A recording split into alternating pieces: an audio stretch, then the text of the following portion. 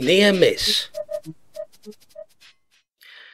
Near to where the line from the big engine shed joins the main line, there are some special points.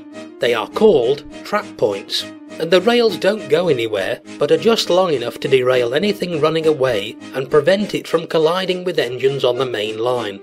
They are worked by a very powerful spring, but can be controlled from the signal box when the engines need to join the main line on purpose.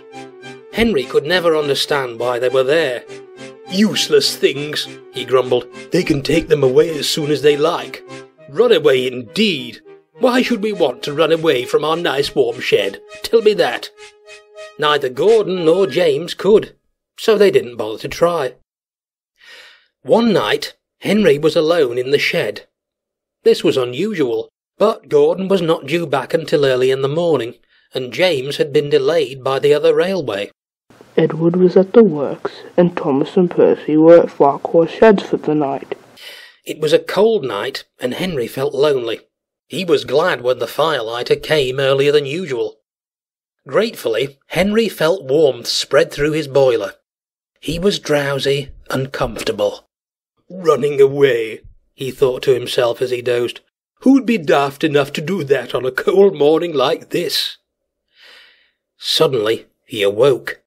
Someone was climbing the steps to his cab. It was the firelighter, who thought it would be fun, while no one was about, to drive an engine. He unwound the brake and moved the regulator, but nothing happened. Disappointed, the firelighter went away, without closing the regulator. Henry dozed again. When he next awoke, he could see that it was just getting light outside. Then he realized what had woken him. Steam was trickling into his cylinders. "It's too early," he thought. "Driver can't be here yet." Henry felt himself moving. He tried to stop, but he couldn't without his driver and fireman. He tried to whistle. He couldn't do that either. He neared the shed door. It hadn't been built to stop engines. Henry wished it had.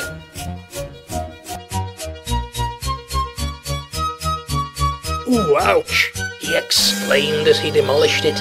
It was cold and frosty outside. "Help!" thought Henry as he rumbled along. "I don't like this." But there was nothing he could do about it. Then he remembered the main line. "Horrors!" he thought. "I hope nothing's coming." A green signal light and the sound of an engine approaching told him that something was coming. "Help!" thought Henry again. He shut his eyes and waited for the crash. Just then, his front wheels slid to one side. Soon, his driving wheels left the rails too, and Henry stopped, leaning a little to one side.